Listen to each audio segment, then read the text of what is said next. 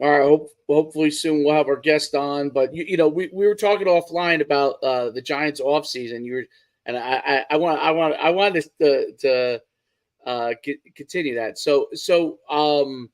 Because we don't have another topic to talk about until Coach gets on. So we might as well talk about it a little bit. What's amazing is how I did see the one episode. Like they really get in depth on that. I was surprised that they were willing to allow them to get like that deep of access into like the transactional part.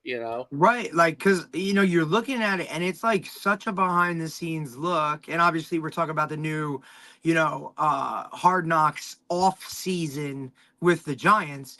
And they're really like, it started with like, couple episodes about like, all right, the draft, like the combine process, and like really let a behind the scenes look at like the in-person interviews where you have Brian Daboll, the head coach, like literally grilling these guys on a board about, play calls and reading defenses and doing this and doing that. And then, the next episode, it transitions to salary cap stuff and numbers and literally the entire Giants, like, I guess not coaching staff, but like those guys that are involved in the salary cap stuff sitting around tables, like going back and forth about, all right, well, these are going to be the free agents. And if we want, like, if we want to sign this guy, it's going to be this much money, like really in-depth stuff that like you just have never seen. And like people don't even think about, just putting together the roster,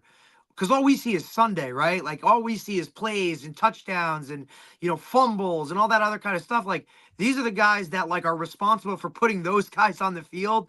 And here we are, like these guys are all excited when they sign a third string offensive tackle, and it's like this guy's gonna help us, and it's like Yeah. really, like you don't even hear about this guy, and like these guys get all juiced up about it. Like that was really cool just to see that behind the scenes look, because I don't think most people get that perspective or even understand that aspect of it. Yeah. It's when I was an agent, that was like it was craziness when you would go back and forth. I can't tell you how many times I had. It's hard to explain to a player, but I had one of the player personnel guys from my area, like the area that he would cover wherever the player came from. Right. And he would be like, yeah, he's like, all right, I think we have a deal. I'm going back. I've had guys from the time they said they had a deal go back, and this is with the free agent guys, okay? Yeah. And they said, we decided to take so and so from Illinois. They come back to me, and you're like, wait a minute, we had a deal. It's like, Right. like, yeah, because it's not until it's like they send it over to you. It's like a done deal. Like it's And got to then get approved and all that kind of stuff, right? Like they were even talking about like Saquon's agent, like they got into depth like that. Like, all right, look, we're gonna let him hit the free agency market. Just like, do me a solid. And if you get an offer, come back to me with that offer so that if we can match it, we'll do it. Or if we'll make something work, right? Like we'll try and do it. And, absolutely, yes, we'll come back with it. And then that happens. And the GM for the Giants is like, all right, so you're telling me if I offer him, this, and this, he'll be a Giant. And then the agent's like, well, kinda. It's like, dude, there's no like that I used to loyalty stay on the stuff, phone bro. too. I used No to like way. if they said it, I said I'll stay on the phone till you walk over. I Right. learned to do that. Like I'll stay on the phone. If they tell me Yep. that they're getting off the phone, I'm like, if we're It, getting off the phone, then I know there's no deal. it's I'll like stay it on the was phone. just like crazy, right? And like you just like And here's then this they're like, yeah, I promise you, I'll call you back in 30 seconds. It's like yeah. it's And then crazy. like, this guy's sitting here and he's like, dude, I'm just waiting for, because obviously they did that deal with Brian Burns, right, from Right. Carolina, and the GM for the Giants was with Carolina, and the head of the GM for Dan Morgan. Yeah, yeah, Dan Morgan. Like He it's so played for crazy to he see him played for going my from like linebacker coach at college, Vernon Hargraves. That was his dude, coach. like to see him go No, from like Dan. I grew up, he was a killer linebacker from Miami, and now he's like a GM guy, Well, what's and funny is I used to deal it's with him crazy. when he first got into the league. And he was like doing personnel. He was a guy that I used to go to. I can't remember. Right. Maybe he was with Carolina. I don't remember who he was with. But like he was awesome, dude. He used to help me out. Like He was great. This is when he was like literally at the beginning, like he really Right. had like zero pull in the beginning. Like I mean, Yep. it's some pull, but like he would help me out, like navigate it all, like guys and Right. stuff. And then Well, I guess him and the GM for the Giants, I think what's his name, Joe Shage or something like that. But I think he. Yeah, yeah. So those guys like have, I guess, kind of like ascended. I Yeah, haven't that's who the looked at the GM for the personnel. Giants is. That's the GM for the I haven't looked at the Giants. personnel. There's a bunch of guys that are now the GMs that Right, because I used to, they've risen the ranks, right? Like they've done yeah, their I have due to look at diligence. that. And this guy, obviously, him and Ryan Dable had a Poles is the relationship because GM for he was Ry- with Buffalo. So Ryan this is like Poles. where the whole thing came together. We'll bring on Coach in a second here. Ryan Poles is the GM of the Bears, and Ryan Poles used to be the guy I used to deal with all the time at Kansas City. He was great. He was very reliable, and it's no coincidence. Same thing with Dan Moore. I'm not shocked because if those guys told you something, it was It was it. it. All right, let's bring on Coach here. Coach, what's going on? Hey, sorry about that, guys. Little technical difficulties. I All mean, good, Coach. you have Appreciate a you. VR company and you can't get on StreamYard yet. You know what I mean?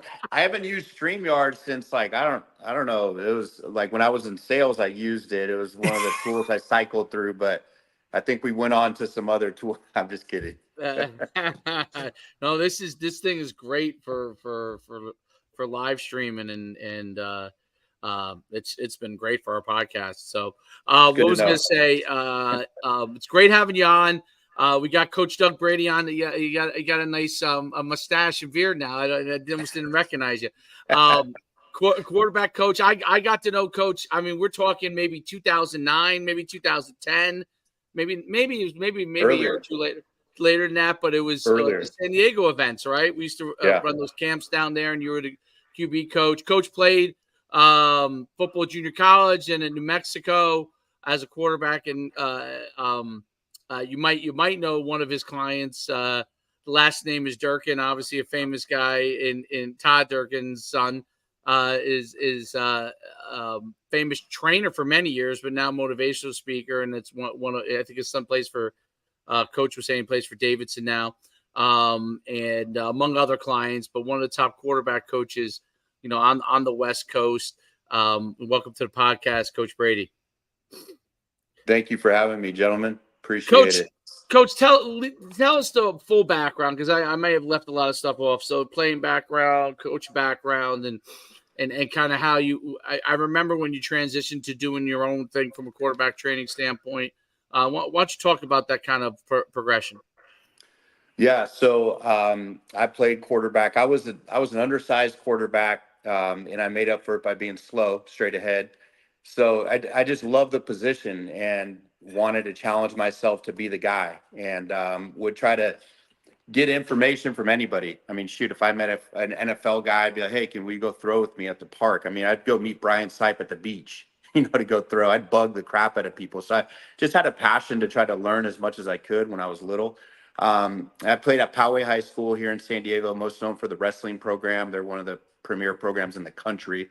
And then left there, played junior college ball, and was exposed to some different systems, different coaches, and then finished up at Mesa College in San Diego. Walked on to New Mexico State. Big Nebraska ties there. Tony Samuel had coached the defensive ends at Nebraska. Our quarterback coach played in Nebraska. Our offensive coordinator played in Nebraska. So bunch of Nebraska ties, and then left there, and then went to Menlo College where we ran the West Coast offense. I mean, Craig Walsh had been the AD there, Bill Walsh's son. And so, I mean, we had the old West Coast offense. Guy McIntyre was the offensive line coach, and so we had exposure to that. And then when my last year in undergrad at Menlo, I worked for Stanford's football team, so did all the charting under Walt Harris. It was his last season there, and they put me in charge of all the visiting coaches. So I met a lot of coaches there, and decided like I didn't get a GA job there or an official coaching job there. I was a manager, so I decided to move back home to San Diego after I graduated. Started coaching at Poway High School, coached at Southwestern College in San Diego. Southeast Missouri State, where I pursued my master's, coached the quarterbacks. We're actually going into the Southeast Missouri Hall of Fame in September for our 2010 team, which is It's awesome. Yeah, just thinking back, like all the memories, all the friendships, relationships, all the hard work. That's gonna be really cool going back there. And then I went to Fort Lewis College in Durango, Colorado. Um, Lindenwood University Belleville, started a brand new football program. I was the offensive coordinator. I was the recruiting coordinator, the operations director. I did the janitorial service. Yeah, And I served did lunch. everything. You tied cleats. You freaking I cleaned did. out lockers. I mean, shit, whatever, right? Created the field. We had like that Yeah. candy cane turf. Like we did everything, like everything. I signed 122 kids as an admissions counselor. Oh, It was an amazing experience. I mean, I look back now and I'm thankful for experiences like that because I feel like I just had to get in it and just sink. I was able to swim instead of sink type of deal. And I feel like that adds value for my business. And then I went to Central Methodist University in Fayette, Missouri, about 25 miles away from Mizzou. And then got out of full-time coaching at the end of 2014, moved back to San Diego, sold software for 5 years. And then my wife really encouraged me to pursue what I loved and I missed, right? You talk about Coach Durkin. I trained Luke in 2019 when I was selling software. He was my only client, and we did a film study. And so I took him through the protocols I would take my college quarterbacks through as far as like decision timing, footwork, throw. I'd grade some of his clips from the prior Friday night, and then we'd start looking at the next opponent. And I went through our organized thought process that I taught my QBs to just be able to repeat the process play after play, learn how to watch film. And Todd was really impressed by that. He got contacted by Tua's family, by Jalen Hurts' family. So he kept on calling me up. Hey, Doug, I want you to train these guys if they come. I'm like, what am I? I'm selling software. I'm like, what am I doing? like I'm This not is even my in that world. passion. This is what I'm good at. Like coaching QBs and being around football is what I love. And I said to myself, well, shoot, I ought to start a business. And my wife encouraged me to go out on my own and start it. And it was a perfect timing. It was January 2020. I'm kidding because it was right before COVID. So I started a brand new business right before COVID. And Right. so 5 years later, here I am and transitioned away from doing a ton of training, doing it more like select days. But I'm starting to sell virtual reality for Reps VR. UCLA uses it. We've met with some NFL teams recently. Really excited about the prospects for that because the great thing about that is I get to talk to quarterback coaches and offensive coordinators about how they communicate to their quarterbacks. And I think Right. as a trainer, I want to be able to make sure that QBs know how to think, wherever they're at, as far as like IQ wise, I want them to be able to think. So here I am today. Hopefully that was kind of gave you at least an understanding of my background. And do you have any other questions on the background? Want me to No, fill in anything else? No, that was good. I think it's interesting because I didn't realize as time passed, right? Because we stayed in touch, over all these years, here and there, and I didn't realize that you'd been at that many places from a college standpoint, and it's interesting because college football, especially, I think some of those were NAIA schools, right? And D2, NAIA, yep, FCS. Yep. and college football has changed so much, and specifically for the quarterbacks from that time because of the transfer portal.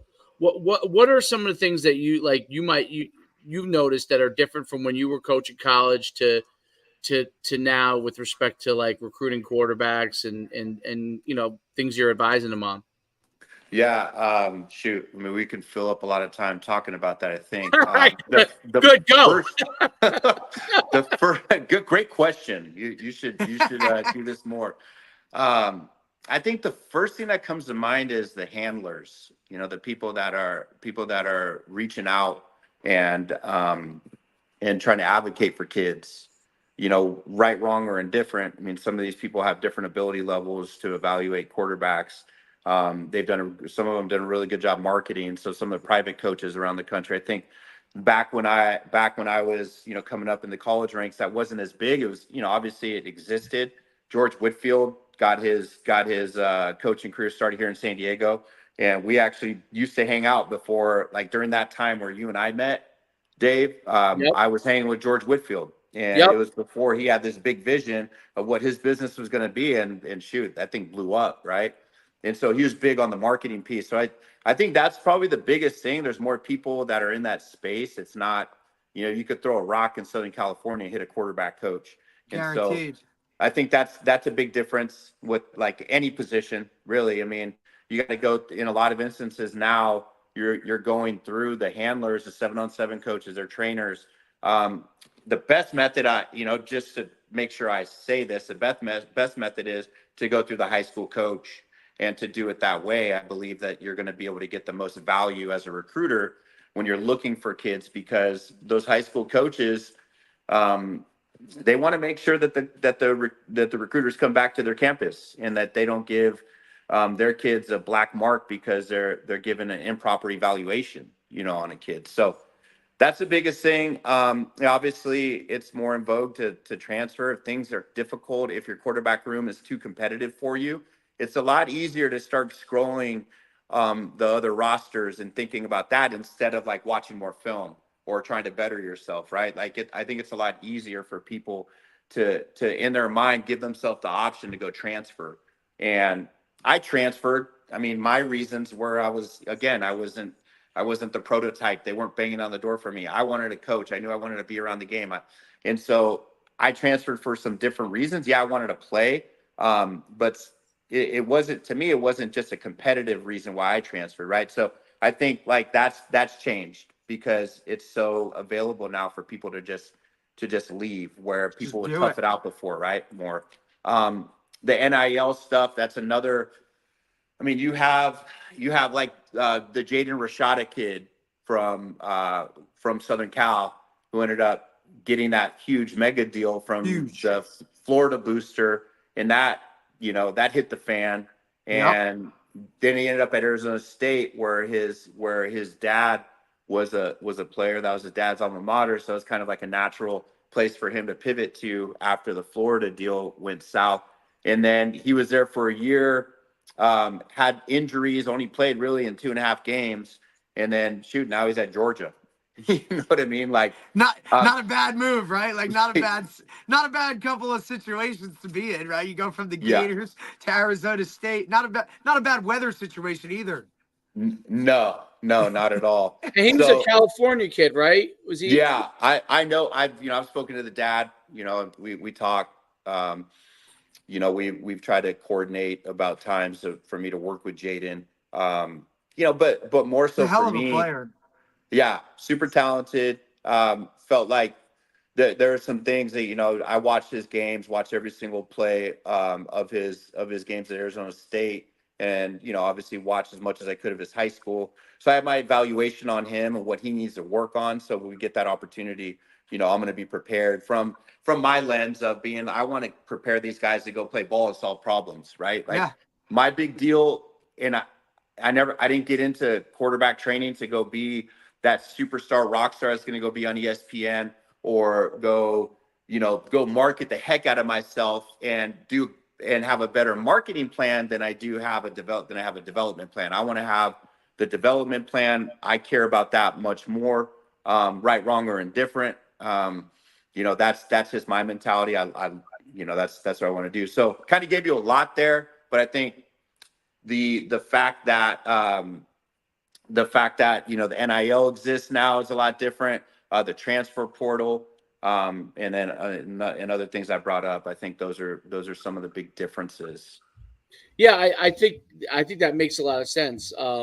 I think in California too, where you are, you're one of the the few big states, Georgia, Florida, Texas, California, where and California maybe more than any other state, maybe on par with Texas, but or maybe more quarterback wise.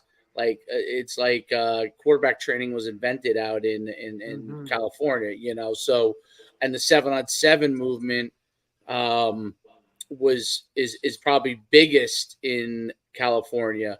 Meaning like there's a team like it's big now in Texas. Obviously, it's big now in Florida. It's big in even where we are. Like we run a big club, pretty big club. But California was where it really like took off, and I remember, I remember hearing it when we were running the camps, and that was like a big transition away from us running a lot of camps out in California was that every kid wanted to play. All they wanted to do was play skill kids wanted to play 7-on-7 tournaments, and California kind of has been at the forefront of a lot of that stuff. Even with the line, the group up north, I can't remember coach's name, but guy, I think they run the Polynesian All-Star game and all that kind of stuff. They run, a lot of big linemen, like quote unquote, like challenges too, whereas like 5-on-5 and stuff like that. Yeah. And California's been big on those kind of like partitions with, with 7-on-7. Talk about what that impact has been on California football. Obviously, there's mega powerhouses like Mater Dei, St. John Bosco. I'm sure, I don't know, is De La Salle still a powerhouse? I'm sure they are. Yeah, not to the level they were, but I mean, they're still competing for championships. Titles every year, right? They're still a powerhouse for sure. I mean, Mater Dei has been ranked in the top. They're the number 1 team in the country. They're a college team, man. Yeah, man. I look. It is. It's crazy, right? To see them ranked consistently number 1, 2, 3. Maybe they fall to a 4 or 5, but like they've been like the number 1 team in the country for the past God knows how many years. What's the landscape like in high school football down in Southern California? I know San Diego's a little different than the kind of the greater Los Angeles area, but talk about what the landscape is like. Because we're on the East Coast. Private schools are just like on the West Coast are the big powerhouses. Yeah. But there's still pretty good football in the public school area. Sure. So I'm curious what the landscape is like out there. Yeah, I mean, going back to your original question as far as like the impact of the 7-on-7. Yeah, sure.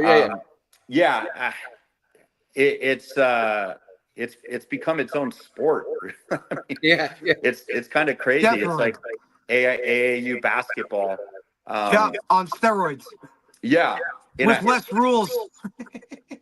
I know that's possible. It could definitely use some more structure for sure. But when I was getting out of college football, I had told myself, like, I don't know if that feedback's from me. It's not from me, is it?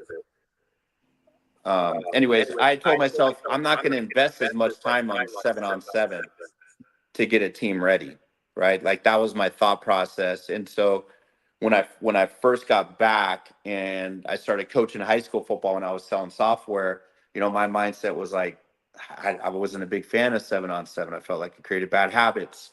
But I've seen what it's done for kids, where these 7-on-7 coaches that have been doing it for a while, they develop relationships with college coaches, and they create another avenue for kids to be able to get opportunities or to go visit a campus where their high school coach isn't going to, is teaching a subject and has got a family, and they're more staying like local. They're not taking kids to go to U of A or to University of Oregon or to Wazoo or wherever for a 7-on-7 tourney, where they also get to visit the campus and meet the coaches, right? So I think it's created exposure for a lot of kids. It's created pipelines to universities that didn't exist before, right? So I think there's a ton of value and a ton of positives with it. And I know, like here in San Diego, we have Dream Chasers that's run by Jason Carter, former Texas A&M player that played for the Minnesota Vikings, and he's built up a monster, Dream Chasers, and they put a bunch of kids out. Makasi, run by Verlaine Batofi here in San Diego. Verlaine has built another monster. So those are like two competing entities, but like kids from all over the county are part of those 7-on-7 teams. And there's some negative residuals that happen from that, where kids end up, enrolling at those schools that those guys coach at, right? It happens to me that way. That's part of it, right? I think that's part of it, no matter what. Like that's part like of it. I think of those kids, a lot of those kids, some of them like grow up in neighborhoods where there's a lot of stuff going on that are like there's a lot of negative things going on in their neighborhood, and those gentlemen have created an opportunity for kids to like really get scholarships, right, where that didn't exist before. And so like I don't want to be super long-winded in answering your question, but like this 7-on-7 as enhanced ball I mean, quarterbacks are able to get to their third and fourth reads a lot better than they were in the past, and maybe understand like where everyone's at in the pass game. Receivers are able to operate versus man-to-man coverage a lot better than they were in the past because there's more repetitions. You're able to see these drop 8 defenses that do drop 8 in real games. I mean, shoot, I was at Carlsbad the last 2 years. We played Inglewood, where Julian Stain was Carlsbad. He's at Ohio State now. We played Inglewood. They dropped 9, probably 5 snaps. I mean, Coach, I think that's like part of the game now that we've seen, right? We've seen an evolution into, spread offenses, and everybody, that wasn't the thing back in the day. Like, not everybody went 4 wide or empty sets. That wasn't the norm. And now I think just the evolution of football has really kind of brought that along, where now everybody's chucking it around, and now defensive coordinators are saying, look, man, we gotta, like, that might be an option for us. Maybe we need to drop 8 or 9, or whereas in the past it was, hey, let's pack the box with 10 guys and stop the run because everybody ran the ball. So I think it's something that's definitely, I think that alone, with offenses kind of evolving into the openness and the spread offenses and all that kind of stuff, has really brought about, more of a, hey, 7-on-7 can help us rather than not help us, For sure. It's just like anything, you're like, there's gonna be value. There's gonna be some that's gonna hurt you. So it's your job as a coach to make sure when you get the pads on, your quarterbacks understand how to like navigate the pocket. Like when I'm training, I'm always talking about, if I'm a quarterback and I have a half slide, half man protection, the back's inserting to the man side, my escape route's typically going to be that man side. Like we talk about that on the field when we're training. Like I want them thinking about that. Yeah. In the training environment and in the game, it's more like reactionary, right? But like that's the coach's job to make sure that they go train the bad habits that were created.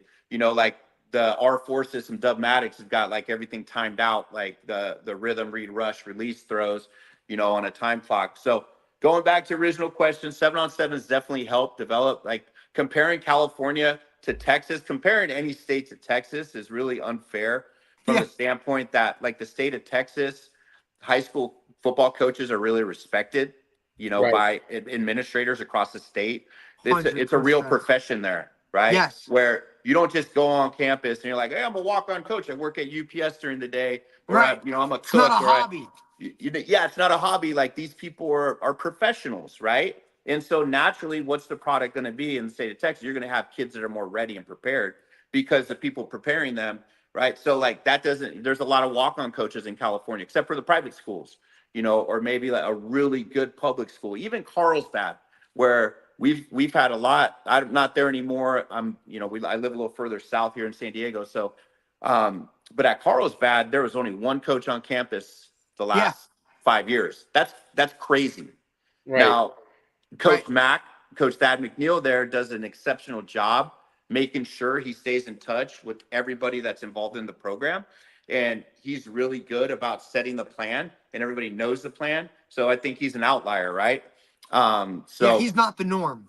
He's not the norm, right? But like that's what you have in California. You have instances where like when the furloughs happened in 2008 and they started cutting jobs, what jobs did they cut? They cut PE jobs. 100%. Right. So like that's impacted the programs, of the sports programs here. And so I think like the 7-on-7 coaches and the personal trainers, I think that they filled the gap in a lot of ways. Right. So that's happening. That's happening in the Northeast now too. So that's what's going on a lot more now here. Obviously the private schools that are powerhouse, they're able to do a little more, but in the public schools, it's kind of like, there's certain schools that do have the ability to really do some great things, but for the most part, that's kind of what's going on here now. Like coaches are filling like trainers, strength coaches, speed coaches, quarterback coaches, position coaches, a 7-on-7 club. They're filling in the gaps because they don't allow the coaches to work with them as much year round. It's one of the funny, interesting things about when me and Derek always talk about rules, And they keep, they have all these rules where you can't work with your kids, and I'm sure California has some rules like that too. 100% dead period, and Yep. yep. But No all that does, contact and this or that. it's great for all private business. Obviously, you are too. It's great, for trainers and coaches and 707 clubs, which I run. But it's interesting that the thing that they thought they were doing, like administrators at the highest levels, is all they were doing. They were like, oh, well, we're going to reduce the outside influence. No, actually, you increase the outside when you restrict. Correct. When you restrict what the coaches can do, you now force more of an outside influence. And like, let's say, if New Jersey and California were like Texas, well, we would know, hey, we could go get paid being a high school coach and being a coach. So you may not have to be a quarterback trainer, full time, right? You could do that as a part-time gig, what I mean, fill gaps, right? But now it's a full-time business because of the fact that we're sure. So I always find that interesting, is that like the more you're trying to limit a high school coach cheating, quote unquote, for the 4 or 5 guys that really do cheat every year, right? You're limiting the whole entire group, right? And there are guys that do that will cheat. There's always going to be guys that'll cheat to the end of time. But you're making rules around the 4 or 5 guys that will cheat versus the 95% that do everything right, which I think is pretty funny. But it's really interesting. Talk about a little bit what as far as like what you're seeing in quarterbacks now that you have to fix, things that like themes that you're trying to work on to get quarterbacks to improve, their technique or whatever it is you think they're continuing to need to improve. What are some of the things you're seeing there? Well, the number one thing is IQ. Just understanding why you run a play. I think anytime you install a play as a coach, you ought to teach them the play caller's intent. Right? Why am I calling this? What am I looking to get out of this? And this is why I'm calling it. Yeah. And I think, when you think of the spread and you think of the proliferation of, no huddle offenses and going fast. Yep. Tempo. Obviously that's a tactic. That's a strategy. Right. And part of that strategy, you're cutting out the processing ability of the quarterback because you're trying to give them answers, right? Or you're trying to, within the call, you're telling them exactly where to go with the football.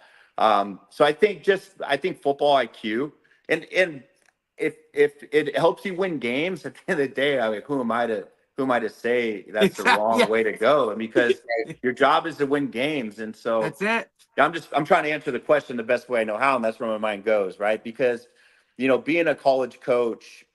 And before I started really being a trainer, because I was doing training when we first met, Dave, Coach Schuman. I was determining, do I want to go be a trainer or want to be part of a team? I decided I love the team aspect. I want to be part of a team. I didn't want to end up being a trainer. But I think it's the football IQ, because that's what every single session I want to talk about. Like, why do we take this drop? Hey, you might want to take a replace step instead of a crossover step because you got to get this ball out on time. Because you're throwing this because there's free access to corners off. And we're running this concept versus this type of quarters because it impacts the safety that's pattern matching number 2 first. And we're going to try to run a route underneath it and pull that guy high. And then we play fake with it so we can get the hook curl player, or the person that's responsible for number 2 or relating to number 3. I try to talk to them about that stuff. And for some of them, it's way over their head. And like, oh my God. Like, that's not their fault. It's not their fault. They've never been coached that way, or they've never been exposed to that type of knowledge, or they've been told, hey man, you just get the snap and you're throwing here, right? And if that's not there, just tuck it and go, right? So the overall, I think that the football IQ aspect of it, and like you said, it's over some guys' heads. And look, some of those guys can dial it back and sort of get a little bit of it, but the great ones are the ones that understand that stuff, or they want to understand that stuff. And that's I think what separates the good from the great, right? And that's what I want to be around, Coach. I mean, I've just got to the point where, one thing Todd Durkin, when I decided I was going to start this business, we met and I saw the notes from it. And I think this is a good lesson from anything. Like, you go speak to somebody about business, about marketing, about whatever you're going to do to try to improve your business or do something well. He Yep. told me the nicher, the richer. Yeah. You got to have a And, niche. I mean, and, listen, the school I'm at now, he's an alumni of. He just was here he was here 2 weeks ago speaking to the team, right? And he's that high energy, high octane guy, and that's kind of like what, like, me personally, I'll flock to, right? Like, show me a guy that's passionate about what they do, and they're willing to sell their soul to put that out there and kind of run with it. Good, bad, or indifferent, like anybody who's all into me, I think that's what you have to be.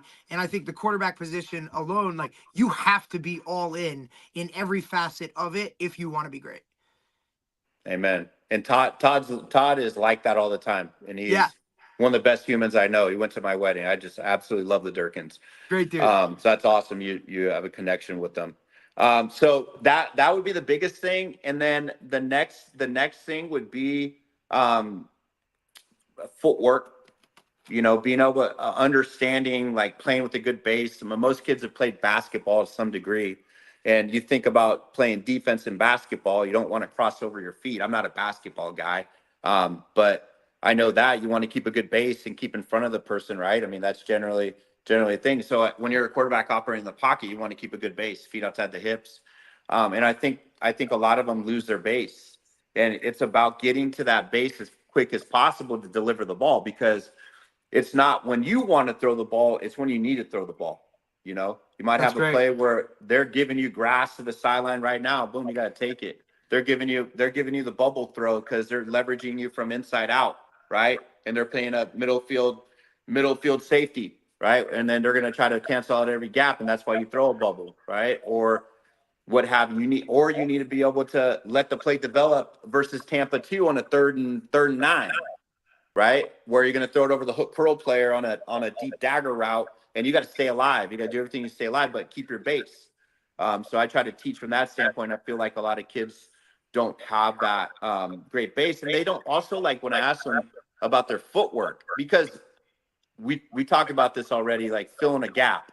For me, I don't want to step on toes. I want to fill gaps that exist, right, with players in their programs, because I want to go support the coaches that are doing the work, because I'm always going to consider myself an ally to coaches. I'm going to consider myself an ally to parents and kids. So just trying to work that whole deal, and so I want to fill gaps and not step on toes. I want to make sure I'm using the language that their coach uses. Some of them can't really answer and say, "Hey, I need to use this footwork," and I think that's a problem. Just understanding the footwork you're supposed to use. So IQ, maintaining a good base, and then the footwork. As far as the throwing mechanics go, I was talking to a current NFL quarterback coach like the other day, and he was talking about not messing with the throwing motion. And I've been diving into the research on it. I've been diving in, looking anecdotally at other people's videos and talking to folks. I think if you could create efficiencies with the motion, and you could show the person on film, like, hey, I could see that you're really getting your elbow up high because you're probably taught that. You're probably given the acronym hammer the nail on the wall, or your elbow needs to be above the AC joint so you don't have any shoulder impingement. I've heard all the different reasons of why you want that elbow high, but that's not the natural arm slot for everybody. I think if you have a huge shoulder tilt and your body's leaning out and you have pelvic tilt, I don't think that that's the most efficient way to throw the ball. And so your arm slot might need to be more naturally 3/4. And so if I'm able to show them that, and there's a drill I do where I just have them as a right-handed quarterback sprint full speed to their left where they're not able to attack. And then I film from where they throw it at. So like I'm maybe 20 yards away from them. They start sprinting. And then as soon as they throw, that's when I'm right behind them. And I'm filming it, and I can see their arm slot. To me, that's their natural arm slot. So I have a quick question about that. That's really interesting because and you see a lot more of the 3/4 stuff. One of the things that, like, I've noticed when guys throw with their elbow below, right, or in this area here, what happens is, where are you going? Okay. There's a future quarterback for you if we ever move to the West Coast, my son. There we go. He plays Hey 7 on man, 7 I went already. to a Yankee game in April, and I want to go back to New York City. Okay, good. You come here. You come here. I'll put him with you. Wow, that's a rarity. Not many people saying that nowadays, that's for sure. But like, you're welcome to come anytime. Come on. So my question is this. So when I see the elbow drop like this, sometimes the ball when it comes out, right? And I'm curious what the correction is, because if they have that 3/4 or below the shoulder with the elbow, sometimes the nose of the ball will come up, right? Instead of coming back when it's up a little bit higher, when elbows up a little bit higher and they rotate their hips properly and extend properly, the ball comes out with that natural look, right? Where roll turns over and everything. But when it's down here, if they don't get great hand control on it, it always goes up and then it sails a little bit, right? Like, and so that's one of the things that I always have. I mean, personally, tried to always like get them to have their elbow at least somewhat towards even at least, because of the fact that nose of the ball, because see over and over again, what is the correction? And maybe it's extension of the arm, but what is the correction if they're throwing like 3/4 or do throw with their elbow down a little bit? That's more their natural motion, like a baseball pitcher kind of thing. What is kind of or a shortstop, right? When he's throwing from short, like Patrick Mahomes, uses stop, right? So what is the correction from getting that ball to sail, from sailing with the nose starting to go up and then it doesn't come down efficiently? Can you guys hear me okay? I can hear you good. Yeah. You guys got me? Yep. Hello. Can you hear me? Yep. Yeah. We can hear you. You guys got me? Yes. Okay. All right. Okay. So wrist position. You want to be able to have a good wrist position when you release the football. Wherever your arm is extended out to, right? If it's away from your body, you want to be able to get the wrist. It doesn't need to be a firm C. I know that was something that, we've taught quarterback coaches have taught through the years. It could be closer to a U, but you want to have that wrist position set. And then one of the things that I really try to emphasize is when we do like our wrist ignition drill is with my index finger, I want to pretend like I'm swiping your nose, right? So I get pronation, right? Yeah. So I want the wrist to be in a good position, because there's 4 phases of the throw, and I can nerd out and talk to you about every body part: adduction, abduction of the shoulder, extension, flexion, supination, pronation, all those things. That I have a deeper discussion on that. And I actually have an app where I talk through all that and have all my drills on there. It's on my website, Brady Performance website, where people can go if they want to take a look at that. But the wrist position is key. And when we do that wrist ignition drill, I just say, pretend like you're swiping their nose, right? Flex the forearm on the finish, right? And then if we ever have, and we start off, we do a pretty extensive warm up where we're warming up every piece of the body.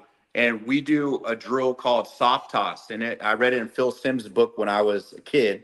And there was a drill that he did just to really focus on the timing and sequencing and be able to be under control as that ball came off his hand. Because if you can't throw the ball soft with full range of motion, probably can't throw the ball that well when you're going full speed, right? So we do that drill, and if the ball's flailing, I talk about, okay, wrist position, and then I pull it back, then we go to the wrist ignition drill. If I feel like they're having issues with the ball flight and the tip of the ball is flailing, then we do crossbar drill, where we essentially integrate the wrist ignition drill, where now we're throwing over a crossbar to a target, right? And then I'll even use the coaching point they use in basketball, like grab the cookie off the tray. We'll talk about that, where we get pronation, that index finger, I want to be able to extend and snap, flex the forearm on the finish. So those are some of the things. And the way that I coach, I use drills as part of the tool belt, right? If you're having an issue with ball flight, that tip of the ball is going up, then I'll say, hey, Dave, Wrist position, wrist position. What's the drill you go to? And we'll literally get a couple reps of the wrist ignition drill to try to fix that. Because even if my arm's extended, like I talked about, my elbow's low, that wrist position needs to be in a good spot, because I've got film of guys having to throw around people, right? It shows up on film. You throw a shallow cross and over the ball route. You've got some type of route that's going to be thrown inside the hash marks, and there's a large body in front of you. You can't extend over the top of him, right? Yep. You've got to be able to throw with the 3/4 delivery. And so Correct. it shows up in games. Sometimes you got to extend and get over the top of somebody. Right. Right. There's a free runner at you and you got a running back in the flat, or you got a shallow cross, or you got something that's going to be in your vision. You got to be able to extend high over the top of that person. So we got to be able to do both. But we really emphasize the wrist position.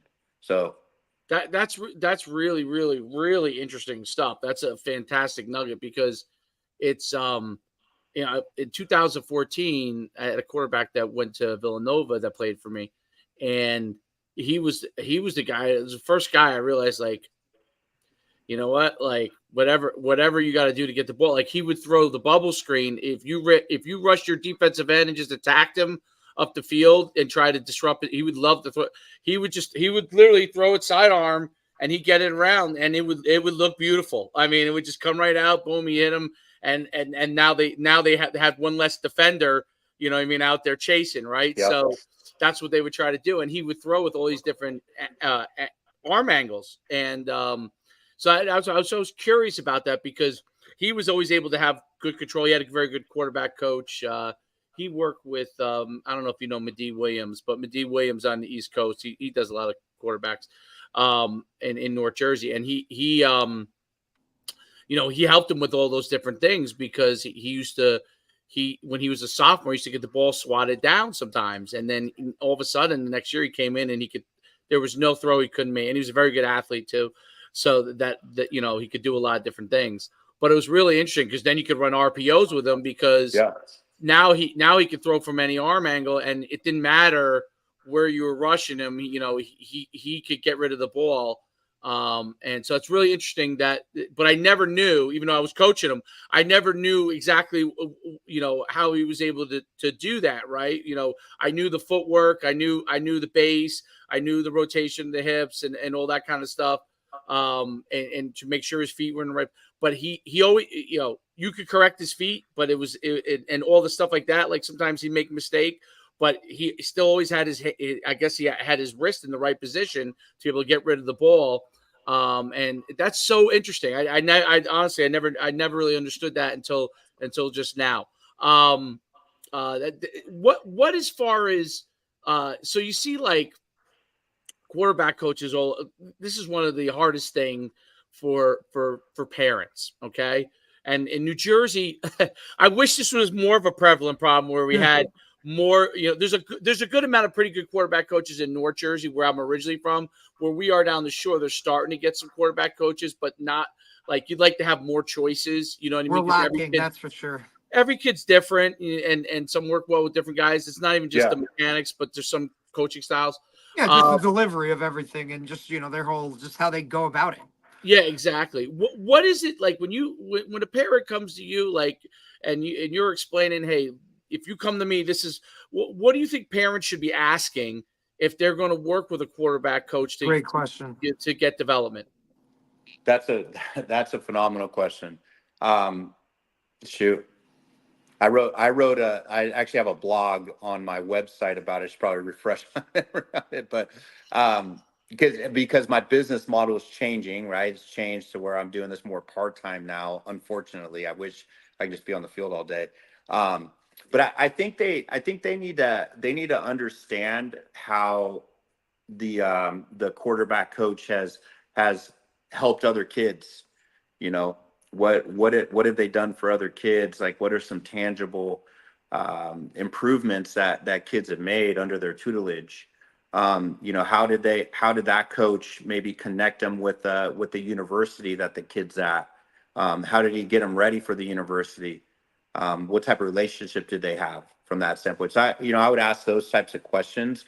Maybe you can get to it if somebody's giving you canned responses. I think asking behavioral questions, like, give me a scenario where you know, like something went wrong and then you ended up fixing it with the kid, or like he had like a meltdown and you helped him. Because I also want, I think a quarterback coach needs to be part psychologist as well and Right. help Yeah, that kid, 100%. It's like being a right? Like, personal trainer. yeah. So I think their track record, how they've helped, maybe their even their resume, like what have they done in their career leading up to that point. I think those are the biggest things. And I know some parents had asked me, hey, I want homework assignments for my kids. Oof. and y- and that's tough sometimes, because when you have a lot of kids you're working with, like giving them specific homework assignments could be cumbersome. And then you're spending a lot of time on that kid beyond the hour that they paid for as well. Right. And you know Right. what I mean? It's like, if you're trying to run a business, you can't just give away everything for free. I mean, there's got to, obviously, if you have a nonprofit component, or if you have scholarship dollars, or if you raise money, or if, hey, you're just going to you're going to do some pro bono work, then great. But, I know some people have asked that, and that was important to them. I've gotten to the Interesting. point now where, like my price point is just where it's at. It's much higher than it was before, just because I'm only available really on Fridays during the summer, Right. because we've got 3 kids. I drove them to surf camp this morning, and then my wife gives me my task list on what I need to do. A happy wife, And happy life. We know that's got to yeah, take precedent for damn sure. and she runs 3 businesses. My wife's crazy, Holy. but like in a good way. She's nuts, man. She's got her PhD from USC. Oh, that's I'll amazing. kick my coverage. I was a good recruiter. That's why I was recruiting Good coordinator job, man. twice. Hey, that's But important, anyways, right? and I digress. So yeah, I think, just understanding where the guy came from, where the coaches come from, how they've helped develop tangibly, give some tangible reasons of how they developed them well. And then what other offerings that particular person's looking for. I don't think you just want to just pick anybody because they have a great website, or you want to get to know the person as well. Hmm. So Really that's interesting that's stuff. my thought on that. Before I let you go, talk to me a little bit more about the VR stuff you're doing. What that entails. Like, can I get it? Can I get myself a pair of Sorry, VR goggles? I might try to move to another part of the house. Okay. Can you hear me? Can Can you you hear guys me or still hear no? me? Yeah, Yeah, I you're can hear. good. We can hear you. We can hear you good. It might be you can't hear us. Maybe. Let me move to another part of the house. Sorry. Oh, that's No, you're okay. good. You're good. I think that's incredible, actually, to be honest with you. Like, you think about what some of our guys, right, that have looked for or asked us, Dave, right, about that one-on-one training, right? Like, I don't know if it's because they're, we have good track records or kind of people kind of know who we are, right? But like, you're not hearing some of these guys ask some of those questions that maybe they should be asking, right? When they're going to these trainers, Yeah. or, it's just like, oh, well, so and so said that you're a QB trainer. Like, all right, now I'm going to come and do it. And it's like, well, is he really a QB trainer that's have some, there's some clout to it, or is it just some guy that, he thinks he's pretty good at playing Madden, right? Like, I think that's, you really should do your homework as a parent and Yes. not just kind of dive into it just because it's there. Yeah, No. you might get trained. You might. Yeah, I don't want to start saying negative things about people. Like some of the coaches out in the space. No, but we all Um, know those Well, people that are out there. and I have a son that's a quarterback. So, like, and like I said, we already played like 7-on-7 tournament. And there's a guy that actually he's one of our coaches for our older. He coaches. He's an offensive coordinator, and he coaches our older kids as well. That I put him with, from time to time, like, once in a while, just. But I'm actually pretty careful with it because I don't want like I'll work with him most of the time just so he could just feel free to throw, like just to throw, right? And yeah, then I can fix some of the basic stuff because they're young anyway, and that's all he can throw, but he's young, and doing anything beyond the basic stuff is hard for kids at that age to really comprehend. Not but he can make the corrections on things. And I think you're 100% right. Like the psychology of the quarterback position. I think that's a like even the quarterback coach, like how he fits with that individual. And when something goes wrong, I like it's when things are going good, that's easy, right? But Yeah. something goes wrong, he plays in a big game, and he doesn't do as well as he thought he should have did, right? You know what I mean? And he can't figure out why. Like, I've done all this training, and then all of a sudden, the biggest game of the year, I struggled, right? Well, it really usually has more to do with between the years than it does, Yeah. Absolutely. what they, The 6 inches. Yep.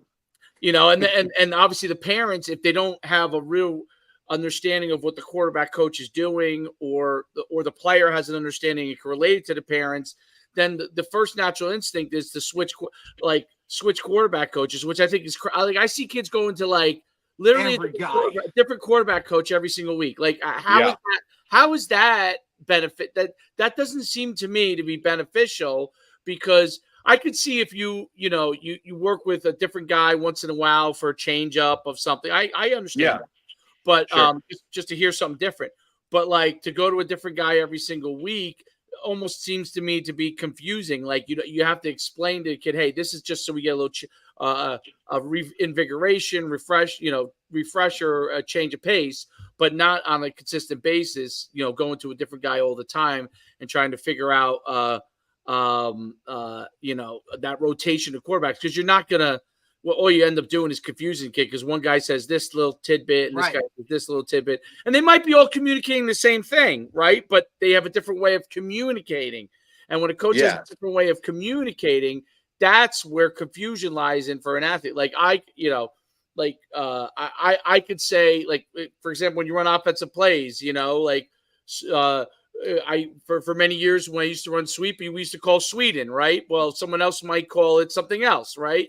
Yeah. So it's a different term. Well, if you went to a different offense every week and heard the same play, the sweep play, in 5 different terms, it's going to be pretty confusing for you as a player. And I think about it the same way when you go to trainers, just trainer of the moment, and you get all, you need to have some consistency with it. But I digress. My main question, you can answer that if you want, but I wanted to know more about the VR thing, because I find that fascinating too as well. So, Joe, answer anything you want from the 2 things I spoke about. Yeah. No, this you're getting me thinking. Oh, you're back. You guys hear me okay? Good. Yeah, good. I thought I moved to a spot that's a little bit better. We kind of live in an area where there's not as many towers, and so we have everything like through cellular or the Wi-Fi. So my apologies on that. No, you're good. You had talked about parents and their involvement in the choosing a quarterback coach, and it got me thinking about a recent conversation I had with the Division I offensive coordinator, and I asked him point blank. I was at a coach's clinic, and I asked them, like, how do you guys eval quarterbacks? And I was asking multiple questions, but one of the things that really stuck with me is when the kid is on a visit, he is evaluating the parents. Oh. He's evaluating the questions they ask. He's evaluating where they're answering the questions for the kid. What they're wearing. Like everything. He's evaluating the parents. Parents need to know that. Like, don't screw your kid over. It's literally, Coach, it's literally one of the things, like, I just posted a video about it like a couple days ago, because I had an athlete go to a school, and like one of the coaches actually came back to me and said, like, hey, like, this seems like he's going to be a hell of a player, but I just can't do it with the parents. Like, it's just not going to happen. I'm not dealing with that for the next however many years. So I try and inform my parents as much as possible. Like, you're part of this process. 100%. Like, you're getting recruited just like your kids getting recruited. So, you better, like, get yourself to either learn how to do it or you know what I mean, or just be aware of, like, the way you're answering things, the way you're conducting yourself. Your kid may be a 5-star kid, but certain people, if it's not the right fit, like, I'm not dealing with that. Amen. I mean, it goes back to like that 95% of your time is spent on 5% of your team. Right? Absolutely. Where it's like you want to make sure that margin is smaller, where you got as many people that are self-sufficient on their team, right? So, it got me thinking about that. And another thing that I would do when I first started the business, I came from selling software where it was like all about you do a discovery call with somebody. If I meet you and you're a subcontractor on the East Coast, because I sold the East Coast, that was tough selling to New Yorkers. That was really difficult. It definitely helped me a ton. But like you try to eliminate people so you don't waste time trying to sell to people that aren't going to be a good fit, because they're going to end up churning and not using your product over time. Even if you like somehow sell it to them, you're like, this is not a good fit, and it, right? And so, for me as a coach, I also try to qualify or disqualify parents and kids, not from like the standpoint to be a jerk. Like I never wanted to put a kid down, never wanted to try to disrespect parents in the way that they're parenting and like navigating this world and this life, which is freaking crazy. Obviously, I don't want to go. Right. They're doing their best. It. Like, they're doing their best. Trying. And like, what's more personal than your dang kids? Like I get that. I understand that. But I try to let them know, like, I don't want to babysit. This isn't a babysitting service. This is a premium service. And this is for people who want to be here. And, and I've explained that to some people in the past. They're like, well, they're probably thinking about their kids. I'm like, well, you're a jerk, because I try to have to push my kids out of the car.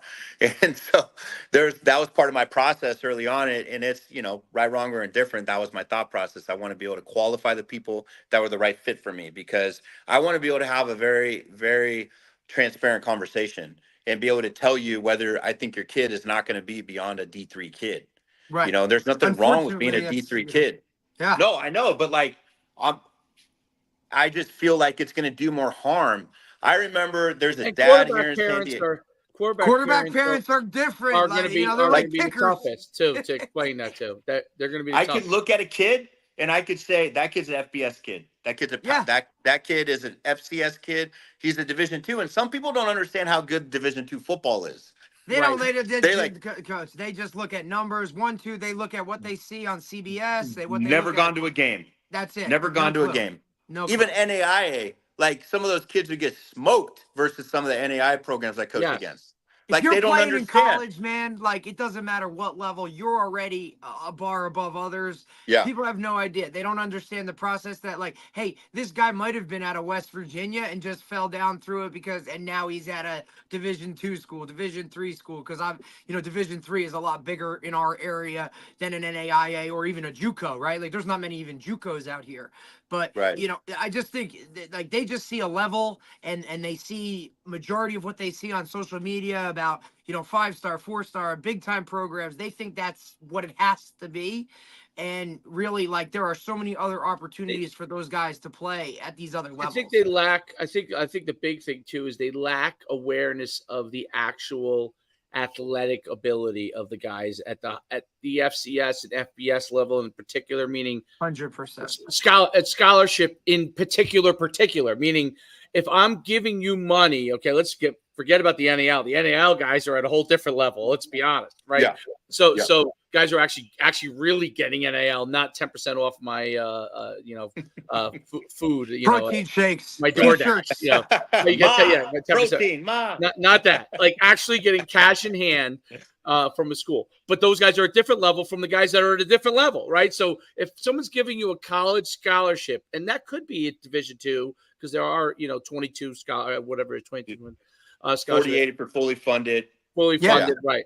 And we've had some of those guys on, like from St. Anne's and whatnot. But a fully funded scholarship, if someone's giving you a fully funded scholarship, meaning you don't have to pay for books, you don't have to pay for housing, you don't have to pay for your school, okay? And I want to be specific on this. I'm not talking about a grant from the university for academics. I'm talking literally athletic scholarship that covers the whole thing. Those guys are athletically. I'm not saying that, because you were walk-on, right? And I think Coach D was walk-on initially at a FCS. Not that walk-ons don't beat out guys to have scholarships. They do, okay? But to get a scholarship offered to you, full ride, true football athletic scholarship.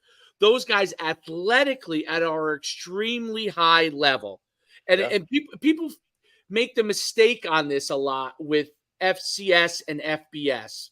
They get it confused because a kid could be a great football player, like really, really good. Like, I don't know, 6 foot, 195-pound linebacker, right? Really, really good, like 120 tackles, you know what I mean? And they're like, how come he doesn't get a Division I scholarship? And I said, well, the guy that's getting a Division I scholarship is not just, he's 6'2", maybe 210. Okay. But he also runs the 40 at 4.65, right? Or 4.60. Like he could jump, 30 plus inches in the vertical, as a linebacker. Right. So that's the things that they mistake. And it goes for quarterbacks too. Oh, my kid throws the ball really well. And I've seen a lot of guys that throw the ball really well that are the right height and size, but there's more to it than that. Like, can you make a play when it's needed to be made? Can you make a play with your feet? So, in college, that's the reality a lot of times. Can you make a play with your feet? Do you have the athletic ability to do that? Can you make a play with your feet and then make a throw and put it on put it on a rope, right? Like, because there are guys that can stand in the pocket and move, or a stand in the pocket and throw, or a designed rollout and throw, but that's not the same as guys in your face move really quickly to the right or left, right, and then throw a dime, right? And that's different, right? And so yeah, those are the things that I think parents have the hardest time understanding. Players obviously naturally would have if I'm a really good high school player and I'm better than XYZ, who, I feel like I'm a better high school football player than XYZ who's getting a scholarship and I'm not. And I might say to myself, what's going on here? That's natural as a high school player. But the parents have to understand the level of athleticism. Like Kyler, I always bring Kyler Murray up because people always want to say 5'9" quarterback, right? It can be done. I tell the story because Derek's heard it 90 times, so he's probably tired of it by now. But Kyler, the coaches called me up at our Dallas camp, and he was like 5'5" as like a freshman in high school. And they said, this kid is unbelievable. He ended up being like 5'9", but he said, this kid is unbelievable. Can run, throw, can make any throw. Like he's unbelievable. And I said, well, what does unbelievable mean? They said, the best person we've ever seen in all the years of doing this, ever. So that's how a 5'9" quarterback is an opportunity to get a Division I scholarship and then eventually win the Heisman, and be a pro. Literally the best ever, right? But not that there aren't guys that go and walk-ons. And I think the great example is there are guys that go as walk-ons and earn starting jobs at college programs and become really good college players, and they invested in themselves. They got better. Maybe they weren't, quote unquote, that athlete, but they got to be that kind of an athlete through hard work to a level where their football skills took over. And I think that's an interesting thing that parents, and an important thing that parents don't. It's so hard to see past what your kid can do. It's so hard. yeah. It's almost impossible. It really is. It's almost impossible. You need that college coach or the high school coach to kind of paint the picture for you, because it's hard for you to paint it yourself. And that's understandable. It's your kid. You have 3 kids, it's hard. Like, you love your kids. You know what I mean? Yeah. Yeah. You said it. You said it really well. I think benchmarking, understanding. I've gone on some of my lives and I've said to people, look at the list of schools that you want to go to and benchmark the height and weight and some of the measurables of the people in that position room, and like look at and compare it to yours, and then look at their high school film and do an honest comparison.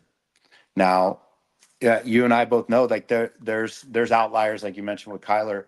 Talking to people that been part of really good NFL organizations, like their criteria for selecting players is different.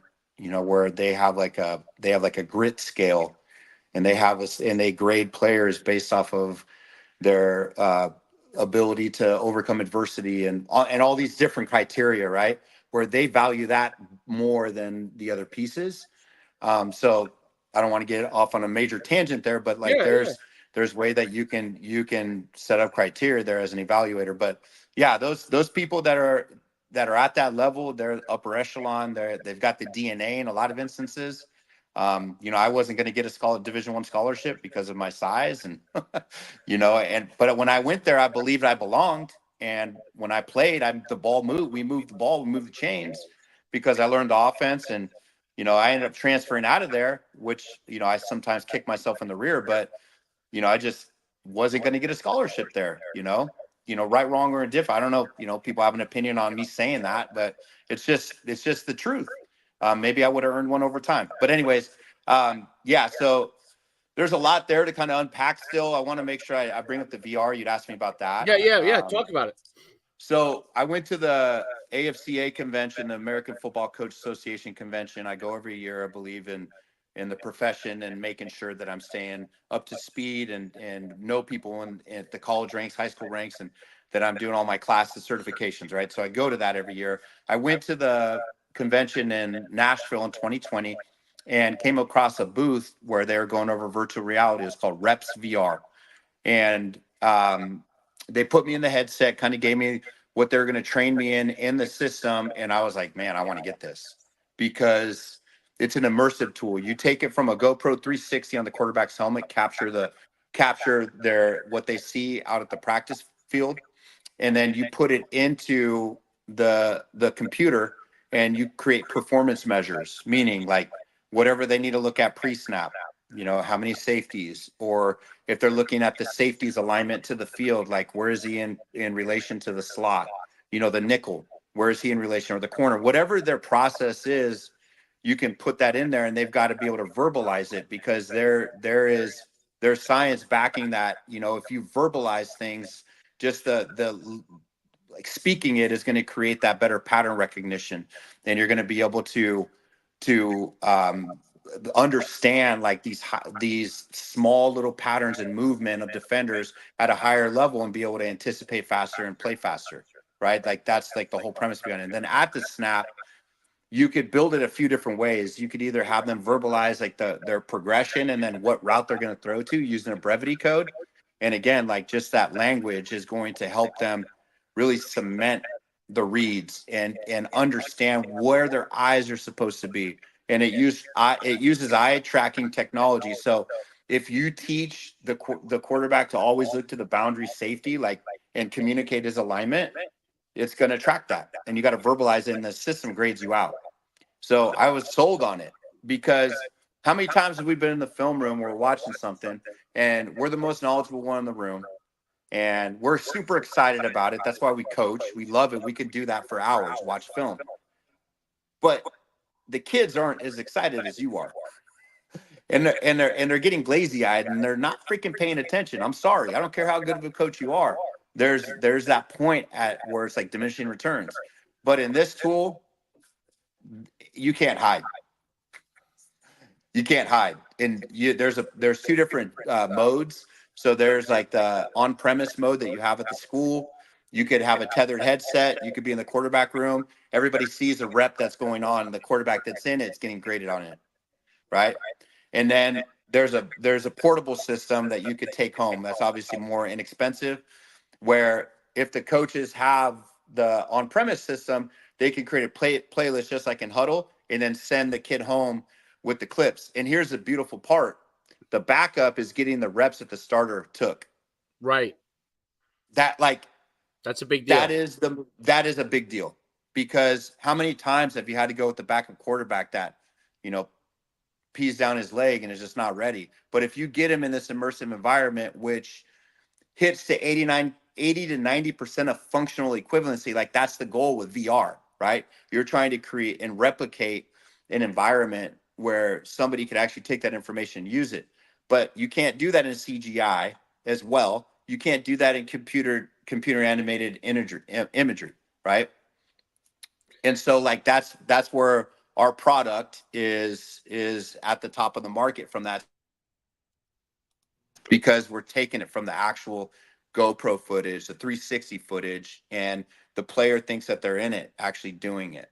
right? So It's really incredible. excited And it about it. The develops the people young that QBs too, right? So not just the backup who has to go in. Maybe that guy's going to be the starter the next year, right? So it doesn't limit their development because they're not taking as many reps. They still getting mental reps so they can continue to hopefully develop when they have to get in there, like that. I think that's the worst. That's the great thing about it. The worst thing for a quarterback that's a backup or a younger quarterback is that because they don't get the physical reps, all of a sudden now now when they're thrust into a position, they haven't had that opportunity. Now they got to do it all over again. Whereas they could get way ahead of the curve. Now when it's time for them to get the physical reps, they're ready to go. So a guy who's, I actually think that might help guys be more willing to wait in college, because if you're the backup and you're at a Division I school, any school, and you're the backup and you're not getting the reps, and then you say, well, you know what? How am I going to get better if I don't play, right? So I got to go somewhere else. This is the big thing with transferring. I got to go somewhere else so I could play to give myself more of an opportunity to be better, right? Well, if you're able to get the mental reps at this, even if you're not physically going, as much as the starting quarterback, now you have an opportunity where you're continuing to get better. So you'll feel comfortable if you're going to have an opportunity to be the guy the next year versus being in the situation where you're like, oh my God, I got to start from ground zero. That's really that's fascinating. The VR thing is fascinating to me. And you're also doing stuff without having to worry about health issues, right? Or getting banged up or doing any of that kind of stuff. You're still getting all of that work, without having to, take a hit here or there or any of those other physical intangibles that now like factor into that process, right? Like you're just not taking that physical beating.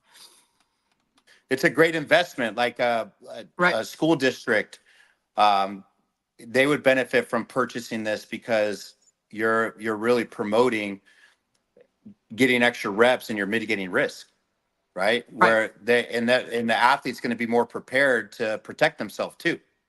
Absolutely. Right? Like a linebacker, if you put set recognition clips on there from the middle linebacker's helmet or the nickel or the Sam or the Will, and they have that vantage point, all your other backups or kids that are coming up are going to be able to get that vantage point, and they're going to have to communicate the set, right? They're going to have to communicate what they see, and they got to do it within a time. It's time bound, and the system grades them out. And then at the snap, whether you're a pattern match team, whether you're looking for if they go 4 strong on you, and then you got a certain responsibility on the backside of that coverage responsibility, you're able to get to it faster, or if they're running power, they're running gaps, any type of gap scheme, you're able to identify what's happening up front and get those extra read steps as a linebacker. Colorado State uses it for their offensive line room. Bill Best has his 5 guys with cameras on during practice, and the main goal is to be able to get those extra reps in the film room of the team that they're playing, games and their stunts, the best pass rushers, top moves. They really study that, and they make sure that the scout look is giving them that look, so that there's when he's setting up that move, and then they're able to get extra reps in the hotel room before the game, and they're able to stone people. Yeah. With those extra reps, or even on line combos, like O-line running zone, understanding when to come off of that zone pair to work up to a linebacker. Sorry, guys. Freaking, I got the loud in the background. I'm gonna put my headset on. So it's a tool, again, that I'm a consumer of. I've had the opportunity to demo it to some NFL coaches here recently. And I'm pumped about it. I'm pumped about 2025 and getting in front of more coaches. The real fun thing for me as being a football coach and training quarterbacks is I get to see how a lot of people do their pre-snap processes and talk through it and give them little nuggets. I was meeting with the D1 QB coach yesterday, and we were just talking about reading out a snag concept and the identifiers he has pre-snap and the language that we could use to be able to streamline it. Because we already, as quarterback coaches or football coaches, we know the term sky, we know the term buzz, we know the term rat, we know the term, cover 4 mini or what have you, like whatever language you're using. Why not have that as part of a brevity coding system where they're seeing it and it tells the whole picture? Because if I say sky, I know that the linebacker is going to be playing hook curl, right? Or coming, right? And I know the corner's retreating because there's no help over the top for him. And there's going to be a post player, right? Or if it's a quarters look, like, so I think this tool really helps you as a coach trim and eliminate all the extra language and start using like 1 word or 2 word codes that speak to the whole technique. Absolutely. So Awesome. I'm fired up about it. I mean, I'd love to give you guys a demo at some point. Absolutely. Guys. And then the founder, Dutch France, and the co-founder, Joe Ashfield. I've known Joe when he was at Stanford. Actually, he was a GA at Stanford when I was a manager at Stanford. So I've known Joe for a while. And then Dutch is a former Green Beret and Army Ranger. He's a bad dude, and he's a performance psychologist PhD from Stanford. Super interesting guy. Tell me, guys lived a couple lives, that's for sure. But like just thinking about how those high level special operators need to communicate, where language is so vital to their health and their safety Like and executing a mission. livelihood. Yeah. Like we can apply those principles to our teaching, can't we? Absolutely. As coaches. And that's where I really connected with this. Where fighter pilots use sims all the time, right? You can't always just hop up in an F-16. You can't just hop in over a ride. Exactly. Yep. So those things are expensive. So they got to sim it as much as possible. But this has been great. What's your website? Just say it out loud so we can have that in there, and then we'll let you go. We've taken enough of your time. Let's go back to your family. Yeah, I appreciate that. It's been great. Thanks for asking me to be on this. It's been a lot of fun. Obviously I can talk about ball all day. BradyPerformance.com. I'm gonna be changing some things up as far as like my back end stuff from my softwares, but currently it's BradyPerformance.com. Brady Performance Football on Instagram will definitely be one that'll stay active. At Coach Doug Brady on X. And then there's a YouTube channel where there's some examples of me breaking down film, some other stuff from maybe some of my training sessions. I'm a little kind of spotty on the YouTube, but I have posted some stuff. But yeah, and then Doug at BradyPerformance.com. That's my email address. That'll stay. But I'm thinking about rebranding the website and using another tool for it, just because I kind of scaled back the training business. Right. Yeah. Sounds Either way, Coach, it's been amazing. I really appreciate it. I learned a shit ton. Excited to see kind of where you take it in the next couple, as you move forward and progress into what you're doing. But I really appreciate you taking the time. It's been awesome. Absolutely. It's great. Very nice to meet you, Coach. Appreciate you, man. Great seeing you as always, Coach. Great talking to you. Likewise. We'll talk to you soon. We'll definitely get a demo together too. We'll touch base about that. We'll get you out to this East Coast stuff. We'll get you out here, brother. What's that? Coach. I said we'll get you to get you out to New York again. We'll get you to the East Coast as soon as we can. Dude, I love it. Like, I want to go to Essa Bagels right now, man. Let's go. That's it, brother. Let's go. I got a Yankee sweatshirt too. Padres. Careful out there. Padres we did colors, beat the Padres. Careful now. We got Juan Soto too, so watch out. I love Soto. If you want, Coach, in the wintertime, you could swap. You could have my house, and then I could have your house. Yeah. We're more than happy. More than happy, Coach. You can come shovel snow and do all that fun stuff, buddy. We're struggling here in Southern Cal, man. I mean, golly, it's rough. Yeah, I know California is a tough state. Yeah, it's hard to live in the best, climate in the entire United States. Really, well, they don't like the taxes out there. The taxes are too high in California. I know. Everything's too high. I know it. Sorry. I know it. All right, Coach. I'll let you go. Thanks, Coach. Appreciate you. All right. That was fantastic. Awesome stuff right there, man. Awesome stuff right there. Great stuff. Really, really great stuff. We really got to talk some ball. I learned something new quarterback wise that I think is really interesting. It's VR thing is really interesting because a few years ago I interviewed I can't remember his name, but there was a company that was doing that stuff, and they had spread out. I think they sold to what do they call them? Private equity, and Go figure. yeah, and then kind of like I don't know if it died on a vine or it's only in a few schools. But I don't know what happened to it.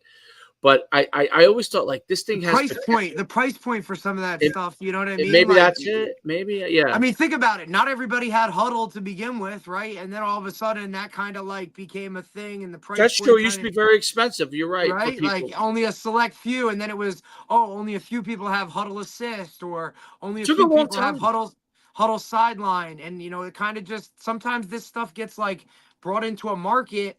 And then before you know it, like everybody's on it, right? And maybe the VR stuff is kind of now that it's becoming more of, you know what I mean, like a norm type thing, maybe price point comes down, everybody can kind of jump on this type of thing. But look, for me, the one thing that I took, like the safety aspect of it, where guys can get reps without the physical beating going onto their body, especially from a quarterback position. And then that live stuff where you're really in it, because unless you're playing the game and seeing that stuff, look, we can throw as many routes on air or throw defenses out there as much as possible, but when the lights are on, right, and the bullets are flying, like to get those reps at that or like that, I just think it's second to none.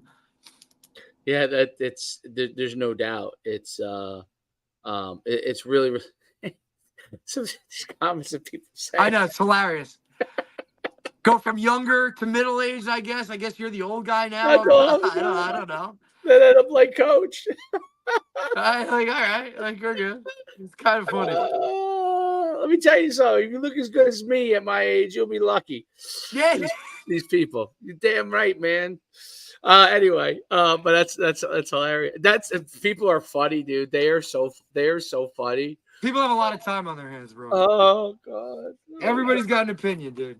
That's why it's so funny. The funniest is when I see like Coach JB start yelling at the people that type in things. He's just lighting people up. It's like, dude, this guy is sitting in his basement, has never played a snap of football in their life, like is like one of these Madden gurus, and you're sitting here like worried about what his comments are. Like, dude, whatever.